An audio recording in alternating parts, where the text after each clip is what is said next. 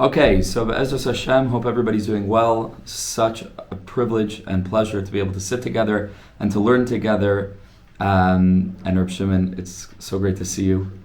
Particularly, I've been thinking a lot about you. So thank you to everybody for joining. And let's jump right into it, Be'ezus Hashem. I'm just going to share my screen. And with Hashem's help, we're continuing our journey through Sichos HaRan, this incredible sefer filled with wisdom and guidance and perspective. And we're taking a look today at Sichos HaRan 91, Sadi Aleph. Sadi Aleph, in and of itself, is an incredible teaching. Just the heading, just the number 91, as some of us may be familiar, is the gematria of the word Amen, is gematria the word Sukkah, is ultimately gematria the yichud, the conjugation, the connection between the name of Hashem, Yud, Hey, Vav, and Hey, and the other name of Hashem, which is how we pronounce that ineffable, inexpressible name, Aleph, Daled, Nun, Yud. When you take these two together, which is the sum total of our experience of the godliness that's beyond our capacity to grasp, and then the godliness that we channel down through our lived experience of the human condition. So when you put Yud Ke Vav Ke together with its vessel, Aleph, Daled, Nun, Yud, you also get the gematria of 91. And so just right away, we should be aware this is something special. This is something special. Tehillim, Sadi Aleph, Yoshev, B'Seisar Elyon, also an incredible Tehillim that's specifically 91 for a reason. It's a very, very, very incredible number. And so we should keep that in mind as we begin to open up the sugya and to learn through this teaching, all with Hashem's help and with a tremendous amount of gratitude to each and every one of you for being here and for learning this with all of us. Before we take a look at the actual teaching from Rebbe Nachman, we're going to first, if you don't mind, take a look at a teaching from the Mea Shilach, from the Ishbitzer Rebbe, that I think is just a good hakdama to frame what we're going to be learning from Rebbe Nachman, Sichos Yagin Aleinu. So the Mea Shilach says like this shows up in Parshas Toldos, right in the beginning of the Parsha, in the first volume of this incredible sefer. And he says, V'chein kol divrei Torah amitiyim. Any true divrei Torah, which in Ishbitz means always consciousness, doesn't just mean literal words of Torah that you read out of a sefer. Anytime you see these two letters here, Dalet and Taf, in Ishbitz, it isn't just referring, even though it means divrei Torah, and it's really a play on the word Eish Das Lamai, right? A reference to the Torah that's a fiery flame, Eish Das Lamai. So Das is Rosh Tevos, is an acronym for divrei Torah, but in Ishbitz, it's talking about perceptions of spirituality, of godliness, higher and deeper levels of awareness and spiritual perception. So just good to keep in mind. So he says, V'chein kol divrei Torah amitiyim, any true ascension in terms of our perception of Hashem in life and Amunah, ein lahem hoylada, it will only have the opportunity and the privilege of being birthed, of being born into this world, rak achar goydel shuka, only after a tremendous amount of yearning. She is shtoike ka adam lahem, that a person needs to long and a person needs to yearn. If it's not preceded by the longing and the yearning, even though a person might access divrei Torah, but it's missing the desperation, it's missing the personal investment, it's missing the self-sacrifice, it's missing the real foundation upon which true das, true divrei Torah, true consciousness of Hashem must be founded. So he brings a beautiful remez, v'zegam kein in our Gemara. It's brought in the Gemara Bab Metzia, famous sugya, the Parak Hazav, without getting into the halachic aspect of the sugya right now. But some of us may be familiar with these words at least. Masnisin le the Rabbi Shimon Bray. The Heilige Rebbe told Rabbi Shimon, his son, that Bialdusei, in his younger years, he taught Hakesef Koine es Hazav. It's a conversation in the Gemara about what exactly the money is vis-a-vis what's being purchased, which of these two metals, of these two precious substances, silver and gold, is the money, and which is the substance for various halachic parameters. And so in his youth, he said it's the kesef, it's the silver that's acquiring the gold. HaKesef koines hazav. But it was a knusei, as he got older, he changed his perception, and he changed his shita, and he paskin hazahav koines hakesef, that in fact it's the gold that is acquiring the silver. Okay. So, and that's the halachic statement that again has various implications for monetary law. Sahainu, he says, what does this mean on a deeper level? How can we apply this to our avodas Hashem, which is really the main thing?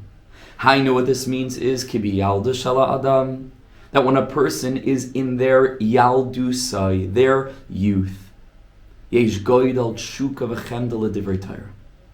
A person has a natural yearning to grow, a natural excitement for connection to Hashem. When the little children have kisufin, they have a longing, which the Zohar explains is embodied in the substance of kesef.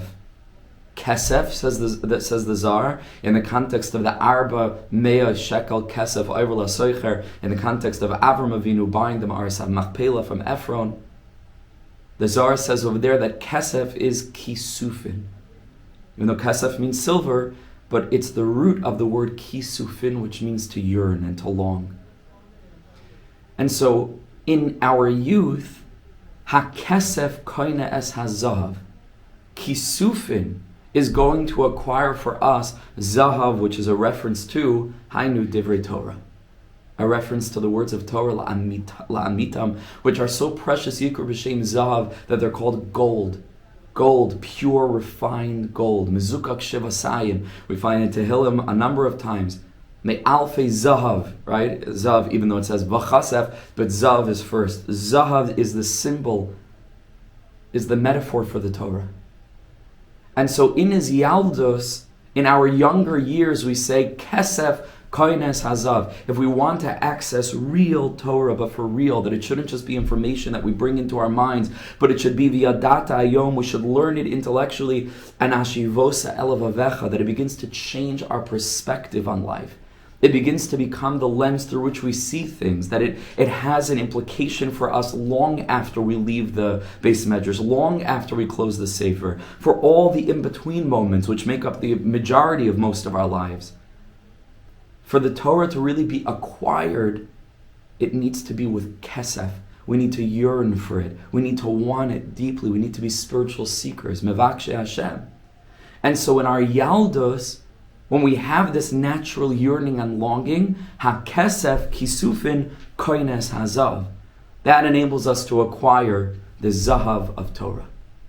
And kesef, of course, like we said, hainu tshuka v'ksifa, means yearning, longing. Avol bezikna, but when we become older, so then sarach adam lavakesh, the main thing, it becomes flipped. Hopefully at that point a person has already learned, and a person has already grown, and a person has already expanded their perception. So then, you know what the main thing is? The main thing is... So Rebbe Nachman is commenting sorry about that. Pasuk on a verse from Tehillim. That's also me, but that's a different year. So, what does this mean? What's the main thing? The main thing is kisufin. Because in our youth, we need the longing to access the Torah. But as we get older, and along the journey of life, Baderech Siparti Maisa, on that journey when Rebbe Nachman told his story of the lost princess, as we get older, we lose the cheshek. So we might have the Torah, we lose the cheshek, and so it shifts, the priority shifts. Aval bezikna, in a person's older years, tzarach ha'adam levakesh, a person needs to seek shalayasem imenu hakesef, that they shouldn't lose the kisufin. V'hu tefila she'ispalel Hashem, and a person needs to daven to Hashem shal yedei das, that through the divrei Torah, through the perception, yavo b'libo cheshek lahosafas o divrei Torah.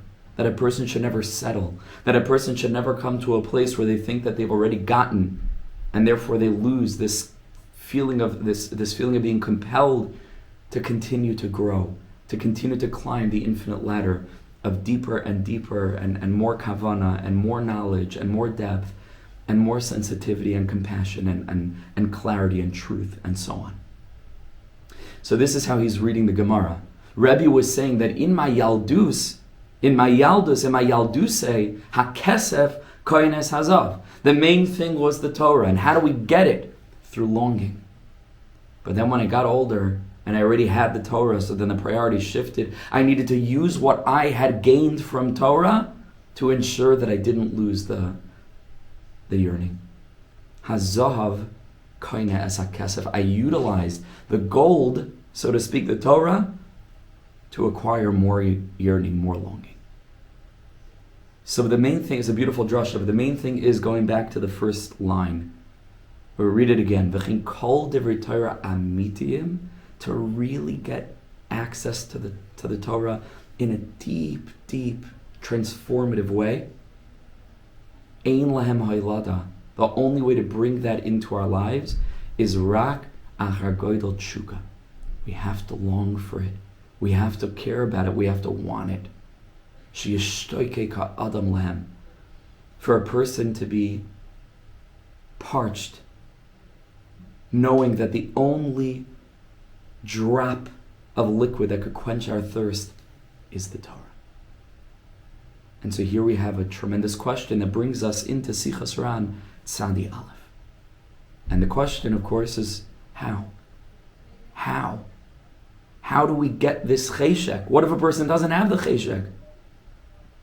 How do we get the cheshek to enable ourselves to want deeply enough for our engagement with Torah to birth in our lives transformative teachings, transformative revelations? And here Rebbe Nachman addresses this in one of the more well-known and very, very beautiful teachings, but it's always kedai, it's always worth reviewing because it's so important. Says Rebbe Nachman, da, a person should know, skula lahasmada. If a person wants there to be cheshek, a person wants to strengthen their commitment to limud haTorah, how do we get this tshuka, this yearning, this kesef koines hazav? How do we get the kisufin? Sheyizka liyas masve b'limudai, that a person should want very much to learn. Says Rebbe Nachman, a counterintuitive thing, something that we wouldn't necessarily have come to on our own without the guidance of the tzaddik. Who? The key is, the secret is, lihizaher, to be careful of li ledaber, not to speak al shum ish Yisraeli, not to speak badly about any Jew in the whole world. Strange thing. What's the connection?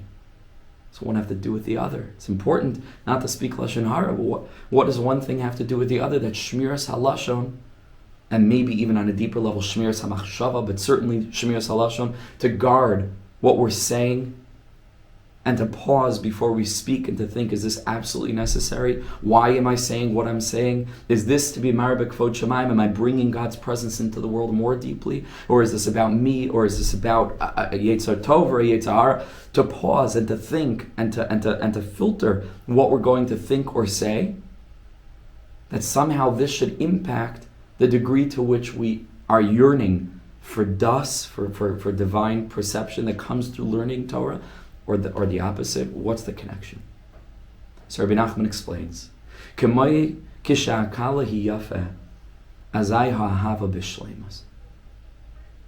when a person's bride is yafa, is beautiful, and again, beauty is completely in the eyes of the beholder, so it means to the chassan, she's beautiful, whatever that means, but to him she's yafa, she's beautiful.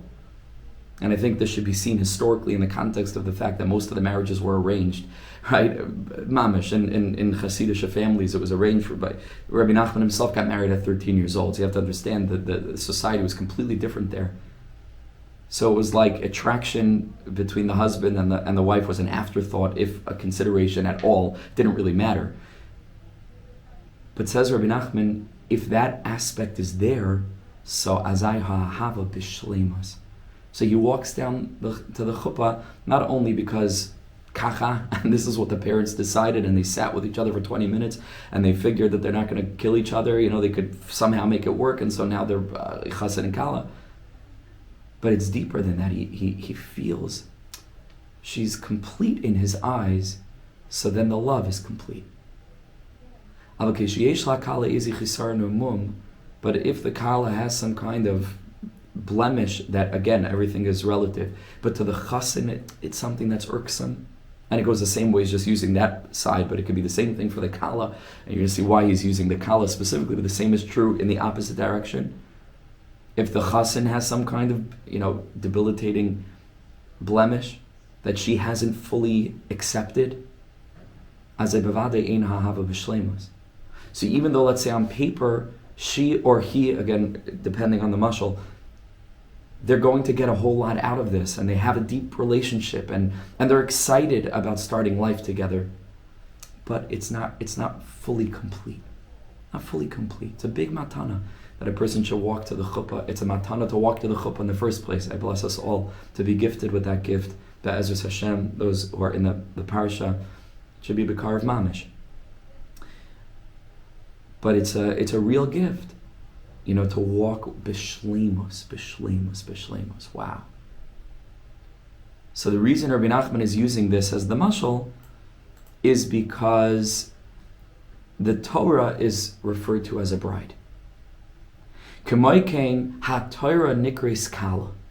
The Torah is called a bride. K'moishakasav, as the pasuk says, Torah tziva lanu Moshe mo rasha.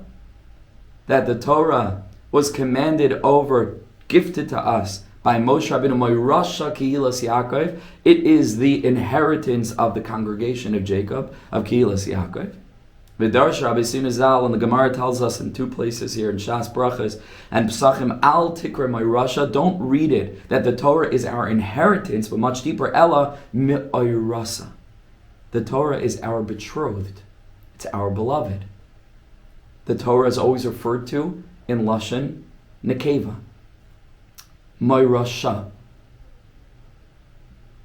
The Torah is the aspect of the bride vis-a-vis the groom, which is the Jewish nation. V'chol echad miYisrael. And we know that the Torah is not just married to the Jewish people, but much deeper, in a very deep sense, the Torah is the Jewish people. Maybe even more radically, the Jewish people are the Torah. And that's the sod of Torah Shabbat Peh, which is completely up to us. Loi b'shamayim hi. Fascinating thing. It's up to Chazal to craft the Torah, to shape the Torah. It's up to the tzaddikim of each generation to channel the Torah in a way that's going to be relevant and applicable to their generation, like we've said many times in the past from the Dergamach and Ephraim. That tzaddikim daven that they should be communicating messages that are relevant be'es hahi. So the Torah is us. It's in our bones. It's in our neshamas. But the Zohar HaKadosh, and our result teach, that it gets even more specific. Every single root soul in the 600,000 root souls of the Jewish nation has its shoresh with a particular letter in the Torah. Fascinating thing. Go to shul on Shabbos and you listen, hopefully, to the readings, and I listen, hopefully, to the readings of the parsha. One of those letters and one of those words is the shorish of my soul. I don't know which it is, but it's the root of my soul. Very deep. Kishishim riboy oisiyas haTorah keneged shishim riboy nishmas Yisrael. We know that the 600,000 root letters in the Torah are connected to and bound up with, or serve as the root for, the 600,000 root souls of the Jewish nation. So the Torah is a bride, and the Torah is synonymous with Am Yisrael. Says the Rebbe, Ukashiyesh chisarin ve'echad miYisrael. If we are looking and finding blemishes in other Jews, so then what does that mean? It's not just that this particular person I can't stand, chas v'shalom, as a particular person who I'm certain has a blemish moral, ethical, spiritual, intellectual, physical, whatever it is, baked in to their essential identity, and that's going to be crucial. We're going to see that in a minute. So it's not just a statement about this one person, and it's not either just a statement about the whole Jewish nation. It's also, in a very deep way, a statement about the Torah. Because if the blemish cuts to the root of their identity, that means that their letter in the Torah is similarly fragmented, distorted, ugly, in a certain ways, ugly. So, ukashiyesh chisarim be'echad miYisrael, if we find a blemish in another Jewish soul, nimtza sheyesh chisarim ba'Torah. So that means that there would seem to be a blemish in the root of the Torah, shesham sharish nishmas Yisrael, which is the source and the essence of all Jewish souls. So what do you think happens to a person if, in finding blemishes in other Jews, they're finding a blemish in the Kala of the Torah? Says Rebbe Nachman al-Kain, bevadi yafshar lehoy v'sator b'shleimus. Sub-spiritually, subconsciously, it's incredible because there's a connection here. In a crazy way, it will impact this person's interest and love for the Torah. Because, again, on a very deep spiritual level, he's going to have an aversion. There's something not complete about the Torah. And therefore his love for the Torah is incomplete, and therefore his yearning for the Torah is incomplete. Aval, however, when a person is super careful not to speak negatively about any Jew, and a person works at this, and we shouldn't take this on forever and ever, but take it on for one day, maybe even less. They have an hour a day, but then it could become like a thing of this is my no Lashon Hara hour, which by implication means that the other 23 hours of the day are our Lashon Hara hours, and there's the 1 hour that we don't speak Lashon Hara. That's also, but a person takes 1 hour, says, okay, this hour, not to the exclusion of any other hour, but this hour, I'm going to watch myself. I'm going to watch 1 hour. And then it extends. Or to take one particular day to start with. Or we're making a reminder, maybe reminders on our phones. Each of us have our own, routine and how we need to get reminded. Imagine if we would do that. Take 1 day a week and decide for ourselves, I am not going to say anything bad about another Jew today. Just won't do it. This is beyond even Lashon Hara. Because the gray areas, is this Lashon Hara, is this not?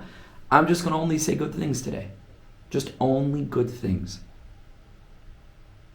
Says Rebbe Nachman, even though it seems completely like no connection between these two things, says the Rebbe, watch how your cheshek, your yearning to engage with the Torah will increase. Because Avas Yisrael, in a very deep way, is synonymous with Avas HaTorah, is in a very deep way synonymous with Avas Hashem. And the more that we work on one, the more it's going to have an impact on the others. Even though it seems on a physical level like no connection between the two, spiritually they're synonymous. So Aval Kishi Zahir Meladaber al Shum Yisrael, when a person is careful not to speak negatively about any Jewish person, and a person doesn't want to find any blemish in any Jew, so then Nimsa, from his perspective, all he sees, to quote my dear friends at Nuriel, Yonatan, Atias, and the rest of the crew, all we see is light. Right? All we see is light. Nimsa she'ein ba'Torah shum chisaron. So the Torah is totally complete. There's no blemish. There's no mum. There's nothing ugly about the Torah. It's totally it's shining, because the Jewish nation is shining, and the Jewish nation are the Torah. And so the Torah is completely complete. Ein ba'Torah shum chisar nomum, as I bevada yavas haTorah ma'od. Going to come to really love the Torah, to really yearn, to engage with the Torah, literally to become engaged. Ve'erastichli la'olam. Va'azai yasmid belimod haTorah migoydel ahava. And then a person will find it much easier to overcome whatever hurdles there are to committing to consistent engagement with learning. V'zehu, and this is the deeper pshat, the deeper meaning. In a pasuk, Torah Hashem Timim, the pasuk in Tehillim says, the Torah of Hashem is complete. Meshivas nafesh, it revives the soul, the spirit. So what this means, says Rebbe Nachman on a deeper level, Hainu, what this means is, Kishet Torah Hashem hi timima, b'lishum chisaron umum, if a person by virtue of seeing only the good in other Jews comes to see the Torah as being timima, there's nothing missing, there's no blemish that's causing the love to be incomplete, and there's some nagging awareness deep in the chassan's heart that like, okay, it's almost there, but chaval, right, halavai, like that kind of thing, chas v'shalom, where the love is not completely complete. So hainu kishataris Hashemi tamima. But when our engagement with the Torah is tamim, b'li shum chisaron umum, without any blemish, like we said, how does this happen? By a person being super careful not to speak negatively about other Jews, who is a letter in the Torah, it emerges, when we get to this level where we perceive the Torah as being complete, so says David HaMelech, good, azayhu, then we achieve the next two words in the pasuk, Meshivas nafesh. Brings us to life. Meshivas nafesh, it gives us back our nafesh. Nafesh means yearning. Like find in the Gemara, hayeshem nafshecha, right? If you want. Nefesh could mean to want. Shabbos vayinafash, right? Means that God rested. Vayinafash means that his desire was completed. Tachlis Ma'aseh Shema Shabbos is the tachlis. It is the complete manifested will of the divine. Shabbos vayinafash. Shabbos is the embodiment of Hashem's will. Nefesh could mean to want. And so it's only when Tairas Hashem Timima that Gewalt Meshivas Nafesh. Then it restores our yearning to engage with the Torah. Because it's not lacking. And then we merit to have the cheshek that the Miyashilach spoke about, hakesef koine as hazav, that in order to really acquire the Torah, kisufin, acquire the Torah. But how do you get kisufin yearning? We have to first work on Avas Yisrael. When we work on Avas Yisrael, naturally, memela, it's going to impact our love for the Torah.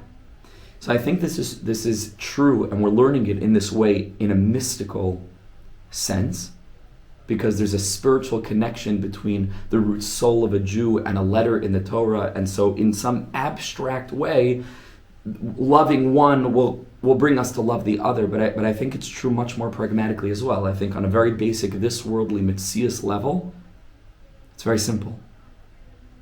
One of the things that's going to drive people away from the Torah is by seeing people who are ostensibly living a Torah lifestyle acting in ways that are completely abhorrent and completely horrible. And when we come to see, and this is true even for quote-unquote already from people, but it's certainly true about our brothers and sisters who are not Torah observant, and within that segment of the Jewish population, it's certainly true for them that when they look into the community and they see horrible things going on, Hashem Yishmar, so then they have no cheshek to engage with Torah and mitzvahs. How should they have cheshek to engage with Torah and mitzvahs if this is all they see? So Rebbe Nachman is saying something so deep. Not to fool ourselves and to pretend as if everything's perfect. Not going to get us anywhere if we sweep every problem under the rug and pretend like everything is fine. No, growth comes from making an honest assessment and inventory, really getting real with ourselves and really examining our issues. That's not what Rebbe Nachman is speaking about. But what the Rebbe is speaking about is coming to a deeper perspective on Jews, which doesn't see the blemish as essential. Going back to the mashal of the chassan and the kala, let's say, maybe the kala has a little bit, maybe like she was eating some cake at the wedding, that she was starving. She fasted the whole day of the chuppah, and then maybe in the yichud room, let's say she's eating some chocolate cake, and there's like a smear of chocolate on her neck, and he's a little bit, he's they're married 5 minutes. He doesn't know if he should tell her, but like it's bothering him a little bit. I mean, he doesn't want to insult her, and etc. etc. So okay, right? It's not a big deal. It's not going to lessen the ava because he knows that this is completely cosmetic. This is not it's not a fundamental thing. He's not going to have to live with this forever and ever, and she's not going to have chocolate cake on her neck, for the rest of her life, or even the rest of the evening. But chas v'shalom, if there's something much more essential, then it's a different story. And so in order to do what Rebbe Nachman is saying, doesn't mean to convince ourselves that everybody is perfect and that we need to condone the worst behavior that we see all around us all the time, chas v'shalom. It doesn't mean to do that. We have to recognize, and then there are other healthier ways of processing, to recognize, like the Baal Shem Tov says, everything's a mirror, and so we have to just reflect more deeply and understand what the Gemara says, Kalam Poisel B'mumai Poisel, that if we're finding a blemish in someone else, that means that we share in some of that ourselves, etc., etc. Meaning Hashem made that we should know right and wrong. We don't want to just pretend like everything's okay. But what we do want to do, and this is very deep, and we're going to see this teaching in a minute from Rabbi Nachman himself, in another place, arguably the most famous teaching in Breslov, which many of us have already learned many, many times, but it's kedai to see it again. Azamra, 282, Reish Pei Beis. What the tzaddikim do want to help us to do is to come to a level of awareness that enables us to realize that no matter what we see a Jew doing or saying or thinking, that is the smear of chocolate cake vis-a-vis their essence. It's not fundamental in them. Meaning to say, there's a place in themselves which is a letter in the Torah, which is perfectly pure, it's Kaddish and Tahar, and is their true selves, rooted in godliness, the highest form, Chelek Elokam Imal. And anything else is cosmetic. It needs to be addressed. It needs to be contextualized. It needs to be understood and broken down and analyzed and worked through and healed. But it doesn't define them. It doesn't define them. And in Mamela, again, I'm speaking very pragmatically, if we could take that approach to members of or whole communities that we perceive to be reflecting the Torah in such a way that makes us want to run in the opposite direction, we need to come to the understanding that that's not actually who they are. That's not actually what the Torah is. And I'm not going to speak about them as fundamentally distorted. And I'm not going to look upon them as being fundamentally flawed. They're fundamentally holy. And for one reason or another, there's this issue and that issue, and I could try to do my part to heal those issues and model them better in my own life, and so on and so forth. And if the circumstance is right, and they're going to listen, and we have some influence to be able to sit with them and help them work through things out of love and oyev sabris u'makarvan la Torah, to the real Torah. But if we approach it in a much deeper way, so then my love of Jews and who they actually are fortifies my love of the Torah and what the Torah actually is. It's a Sam Chaim. It's a Sam Chaim. It's an elixir of life. It's an elixir of health. It's an elixir of breadth and depth and blessing and sensitivity and everything holy and gentle and pure. And so is every Jew. And so that's what Rebbe Nachman means to say, I think, in my humble opinion. If a person is careful not to speak essentially, and again, Lashon Hara is Lashon Hara, But even when we need to speak about flaws, we always remember what the truth of the truth of the truth is. That even though on the outside things may look golden, and then sometimes we scratch away a layer and we see it's just wood, which is the Aron, which contains the Torah. It's gold on the outside and wood on the inside, and it's ugly, and we say, oh, this is the real them. Never forget, like the Sfarim teach us, there's gold beyond that too. Inner box is weiter gold, and that's the true truth. Dig deeper. Like we always say, just dig deeper. Dig deeper. And when we dig deeper, so then pragmatically, we say this is not reflective of their true essence, and it's certainly not reflective of the essence of the Torah. Everything is pure and beautiful. We have to heal. We have to heal. But we don't mistake the external for the essential, for the essentially there. Right? Okay.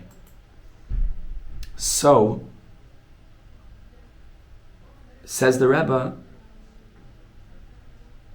yeah, right. So that's the teaching. Okay, so now let's take a look with the last couple of minutes. Let's take a look at Rabbi Nachman in the Likutei Moharan 282, where the Rebbe basically says this straight out. Says the Rebbe, a person needs to know, and again, this is review. A lot of this is review for many of us, but it's really important to review, especially Reish Pei Beis, that the Rabbi Nachman says you have to walk with all the time. Can never let go of Torah Reish Pei Beis. So he says, you should know, ki tzarich ladan es kol adam l'kav zchus. Have to judge every person favorably. What does this mean? Va'afilu mishu hu rasha gamor. Even a person who's an absolutely wicked person, that by the way, al pi halacha, you don't actually have to judge favorably. If you look at the Mefarshim, the Rishonim, on the Mishnah in Pirkei Avos, that says, and al tadan es chavercha ad shetegiel lemekoymeh, a person should always judge someone favorably. That's only with a person who's neutral, certainly with a person who we have reason to believe, but a person who's confirmed, and like when you see someone doing something, you have no chiv halachically to judge that person favorably. There are parameters for these things. So how does Rabbi Nachman come out of the gate over here telling us that afilu mishu rasha gamor, even a completely wicked person, you have to judge him favorably? In what way? Says the Rebbe in the following way, and it's a chiddush, it's a novel thought. Tzarech lechabes, we need to seek v'limtzoi bai, and to find within that person eze ma'at toiv, to find a bit of goodness, pure goodness in that person, sheba oisa ma'at, where in that little part of that person's identity, einai rasha, they're not wicked. And that's the answer to the question. Because a wicked person you don't have to judge favorably. A confirmed wicked, mishu rasha gamor. But if you can find a part of that completely wicked person that's actually not wicked, a bit of a paradox, but we're going to explain, and we've already explained. So then there's a Pesach, there's an opening, and that part of that person is in a different category, even while the person as a whole might be in one category. But I find a little bit of perfect sweetness and holiness in that person, through finding this little bit of good, and I'm able to judge that person generally favorably. Says Rabbi Nachman, an incredibly forward-thinking, revolutionary thing, that through doing this, we can merit to lift that person truly to the side of Zuchos, and we can help the person return. Not by giving them musar, and not by telling them all the things that they're doing wrong, per se. There's space for that too. Depends if the person will listen. There are halachas about that as well. But the first thing is to help that person rediscover who they actually are. To reveal to that person their inherent goodness, their fundamental and essential sweetness and beauty. And then the person has a foothold. And then the person can begin to climb out of the pit of despair. And then there's hope for that person because you gave them hope. Because you revealed the hope that was baked into the essence of their spiritual DNA. That aspect in which Ein Shum Yush Ba'ilim Klal. No matter what, even a Rasha Gamor, which is, so it's like, is there anything more complete than a completely wicked person? Says Rebbe Nachman, even the Rasha Gamor is not a Rasha Gamor. Because you'll find within him a crack. You'll find within him a holy fracture that opens up to the light of the divine. Ein Shum Yush Ba'ilim Klal. There's no such thing. So the Zebachinas, this is the aspect of the pasuk in Tehillim, where David HaMelech says, "Va'oid ma'at ve'ein rasha," which literally means wait a little bit longer. Oid ma'at, hang in there a little bit longer. Ve'ein rasha, and wickedness will be wiped away from the earth. And you'll focus, you'll contemplate, you'll look back to its place, where the place where wickedness was. Ve'einenu, it will be gone. Says Rabbi Nachman, true. Oid ma'at can mean a little bit longer, but it can also mean ma'at, a little bit. Oid. Oid means more. Find that little spark of moreness within the Jewish person. That when you thought you analyzed the person and you came to the conclusion that this is a Rasha Gamor, right? We've drawn all the parameters, measured width and depth and length and height, and this is a Rasha Gamor. Says the Rebbe, good. Now find Oid Ma'at. Now find a little bit more. A little bit more essential. Go deeper. So va'oid ma'at ve'in rasha, hainu sha'pasuk ma'azil odanas ha'kolik havschus. The pasuk is warning us, and it is a deep warning, because mamish, life and death is in our hands. How are we going to relate to our students? How are we going to relate to our children? How are we going to relate to our friends? Mamish, life and death. It's a warning. It's a heavy thing. It's a burden that we have to carry to develop an ayin toiva. Mamish, we could either we could heal the world, or chas v'shalom the opposite. So it's not simple. The Torah warns us, Ladanas hakol lekav schus, to take the all, the true all, into account. Doesn't just mean to judge everyone favorably, to judge every one. That each person, we should judge their every, taking into account every oid ma'at, the little bit more, the extension beyond the boundaries, expand the boundaries. Find a way of finding something more essentially human, which means more essentially godly, which means more essentially good than whatever is manifest on the surface. And even though you see with your eyes, right, with your assessment that he's a Rasha Gamor,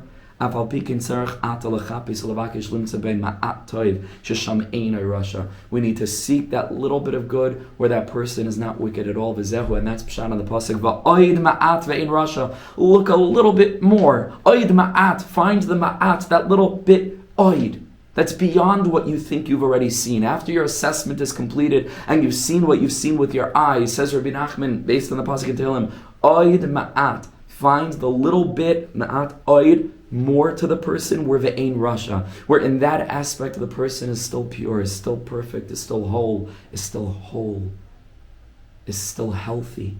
That's really what it all comes down to. That's what's coming as we get to the end of time. We realize that spirituality and mental health are enmeshed, and that difficulty in spiritual matters is a health issue more than anything, and it needs healing. We all need healing, very deep, very, very deep. This is the secret of Mashiach. This is a secret that Mashiach is revealing to the world. A spirituality of healing, not of dogma. It's a whole different thing. It's a whole different thing. It's a whole different thing. Various techniques that are being revealed in the world now as we get closer and closer to the coming of Mashiach. With different tools and different modalities, different substances even. Many, many, many incredible things are happening in the world. Many incredible giluyim. Things are shifting and changing. And we're starting to revisit Yiddishkeit through the doorway of a desperate cheshek, as opposed to just something nice we inherited from our parents. It used to be Elikei Avosenu. Now we're all being pushed to a point where Elikeinu, Hashem, is becoming much more real to us. And that's such a beautiful thing. And so we need to find that aspect of the person where the person is still whole, their essence, which hasn't yet been completely trampled by this worldliness, with all of the various layers of trauma and abuse that the human condition necessitates. It's an essentially traumatic experience to be a human, irrespective of any trauma. It's a trauma for the soul to be born. And then we add on to that, and other people, chas v'shalom, add on to us, and circumstance and experience and etc. So much more.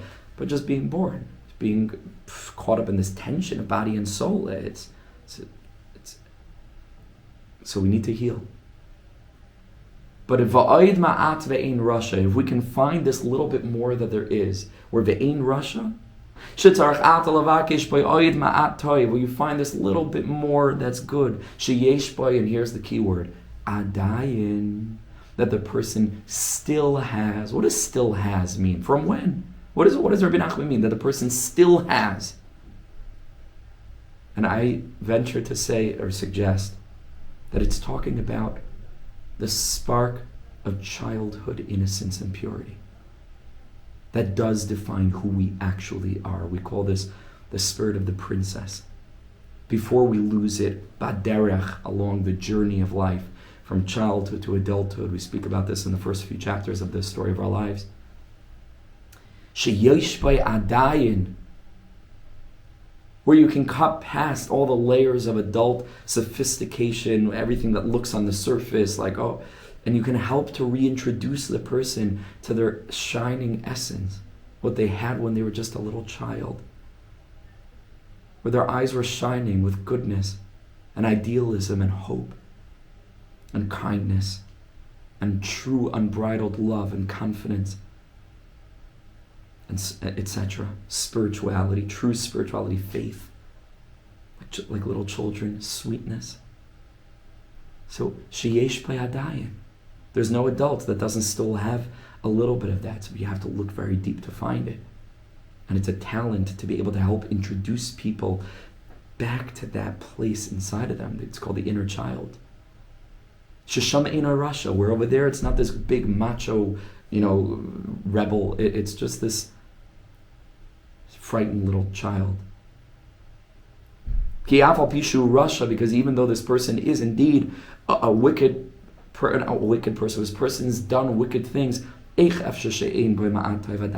could it be that they don't still have some leftover vestige of childhood purity? How could it be that they've never done something good, that they've never lived something good? And through this, that we find that, and we help them see that in themselves, and we look past all of the external facades to be able to see the shining essence of the person, which is their true identity, which is the golden box inside the aron. Shesham Eina Rasha, where over there the person is mamish, not wicked at all. This ties into our shir last week. Mavir Rishon, where you're able to recontextualize and understand where the person comes from and why they are the way that they are, and who knows what they've gone through in their life, and who knows how much pain they're carrying around, and who knows what's causing the blockages that are causing them to act in such ways, etc., etc. And we refuse to believe that the essence of humanity is rotten. We believe that the essence of humanity is good, is sweet, is holy. And that's the way that we see other Jews. Says the Rebbe, this revolutionary thing, you can change the person's life. Isn't this the whole task of therapy? The therapist, which we used to call the tzaddik, the master therapist, what the tzaddikim did, the spiritual masters. Just by looking at Jews in this compassionate way, holding space for them, helping them to understand their journey, helping them to rediscover hope, to rediscover sanity, to rediscover a kesher to Hashem, which we call surrender in AA terminology or anonymous terminology. That's one modality. There are many spirituality-based modalities to healing.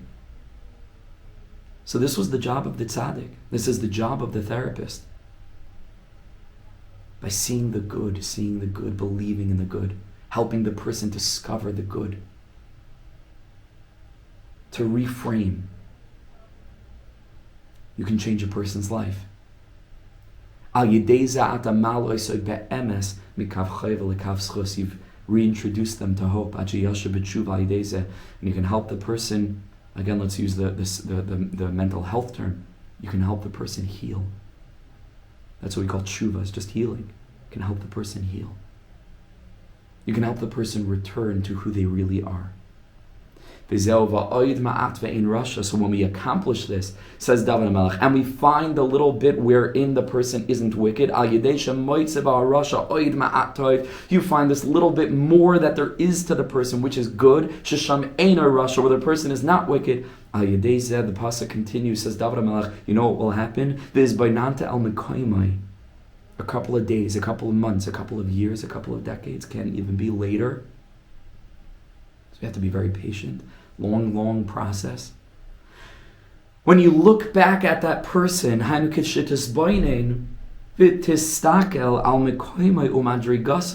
you want to look back to that person, says the pasuk, they're gone. They're no longer there. Through this that you found within that person, this little bit of more of good, just a little drop of goodness, which is essential. This little expression of kindness, that's a window into their essence, which is essentially kind, essentially good, essentially pure. One mitzvah, they're essentially bound up with Hashem. So we look and see it as a window into their true essence.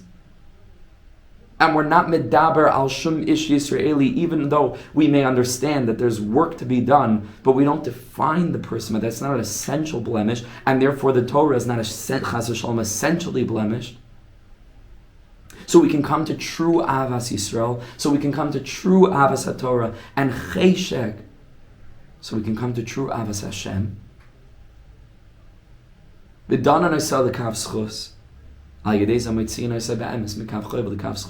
changed their life, and so they're no longer the same person. So you'll want to look back at that guy.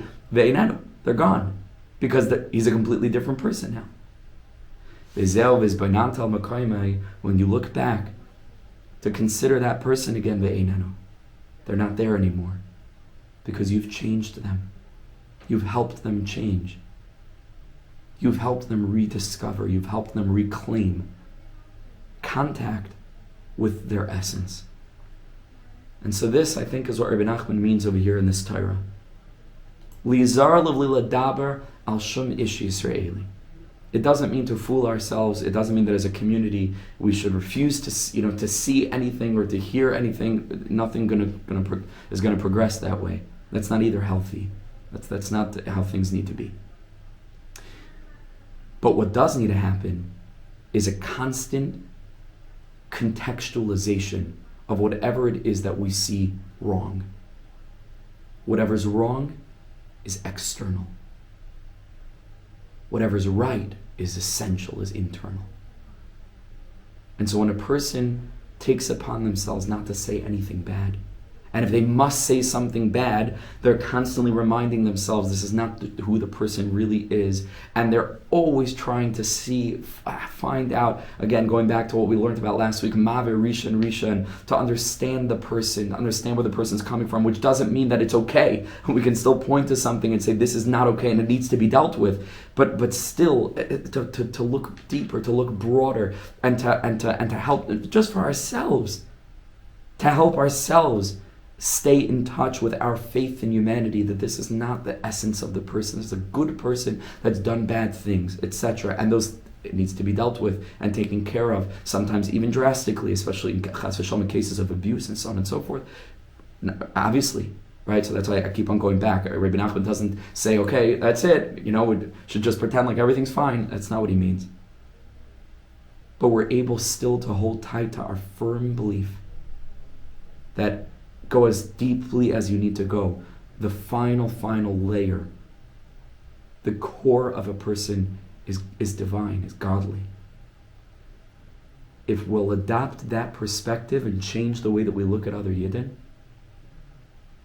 and that this should impact the way that we speak about other Jews, says the Rebbe, watch how our cheshek level for the Torah, which is shining without chas v'shalom any of the other layers, it's just shining.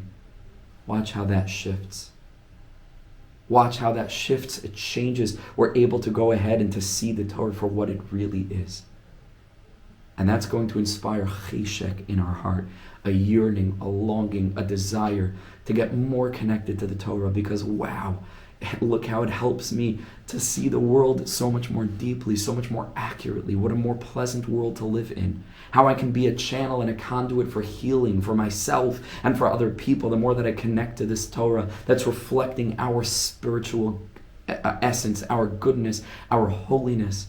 Oyrais of Yisrael, v'Kodesh Chad, the Torah and the Jewish nation and Hashem are one. And I begin to shift my perception of Hashem. I have a much deeper, we get a much deeper concept of who Hashem is. And that feeds back into a deeper conception of who the Jewish nation is and what we're here for. And that similarly reflects back on the Torah, and so on and so forth, until everything changes and we are inspired to engage with the Torah, not because it's the same old Torah that it always was and something changed within us, but something changed within our perspective and perception so profoundly that it's like the Torah is like something else. It becomes a Torah that we could love. Hashem becomes, so to speak, a God that we can believe in. The Jewish nation becomes a nation of people, flawed as they may be, who we could be absolutely, madly in love with.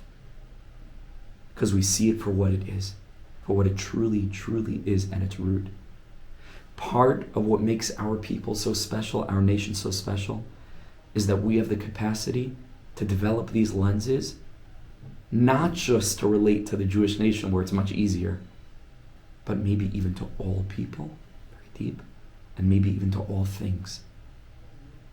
No matter what, we're able to find some redeeming value factor. And again, I want to make this clear, even if it doesn't impact our practical engagement or perception or reaction to the thing or person or place or circumstance, an iota makes no difference. But deep in our hearts, it keeps us clean. It keeps us awake. So that even when you die midei Esav, but the kol still remains the kol Yaakov. We spoke about that in the very beginning of the war, if you remember, as the first thing and one of the only things that I've really said about this whole thing, because it's beyond me. It's totally beyond me to say anything about, but just totally beyond me, the whole thing. But the one thing is, whatever needs to be done, however it needs to be done, we have to make sure not to lose our sensitivity. Rachmanim baishanim goyim lechasadim. And this is a good way to do that. Without it, again, impacting an iota of how we need to react, and eis l'milchama, there's a time for war, etc. But in our hearts, kol Yaakov, to see the goodness, to believe in the goodness, to have idealistic hope that people can change, not naivete and not being irresponsible with it. Again, I want to make this clear, even if practically it makes no difference and we need to arm every person and build gates and walls and everything for our protection, what can you do? But I believe, and I know that so many of you do agree with me, that we'll have much more hope if beyond all of those practical, pragmatic implementations of all these practical safeguards that need to be put into place, and that people are sacrificing their lives on our behalf, wherever we are in the world to do, that if we can still maintain this kernel of hope and faith in humanity, we'll be so much more likely to get to the place where we want the world to be than if we devolve into this horribly pessimistic and defeatist, fatalist perspective on circumstances where nothing will ever change, and etc. So this is the dance. This is the dance of the Jew who has one leg in the Metzias of Olam Hazeh, and not to be naive, but also has to have one foot in the true reality of what this world is. It's an illusion, and believes that everything is Elokus. It's trying to manifest itself, that humanity is good, and that Am Yisrael are here to manifest that good so intensely so that we can introduce the whole world to it, so that we can all come. Ki beis tefili yikar l'chol ha'amim. Safra brura la'avdei shchem echad, for everyone to come to serve Hashem. Yikablu chulam es al malchusecha, and that's our ultimate tefillah. So this is an incredibly powerful teaching, incredibly counterintuitive. If not for the Rebbe, who would have seen this connection? But it's very powerful, and let's put it to the test. Let's put it to the test. Let's continue to develop our ayin tova in the nuanced way that we've presented it here, b'siyata d'shmaya, and let's mainly see the good in ourselves. Let's start there. So I bless everybody with the most beautiful week up ahead, and to think about these teachings. Like we say, the learning is beautiful, but that's not the main thing. Elaham maisa. To think about these things, put it in. I'm speaking to myself that I should be zocha, hopefully, to put it into practice, and let's give it a shot, and let's see how our cheshek grows. So kesef kainas azav, that through kisufin we could acquire the gold. Okay, thank you so much for joining. Chazak v'yamatz, everybody. We should only hear besuras taivas, good news, and hold on strong to that faith in the world. Hold on strong, not to lose it.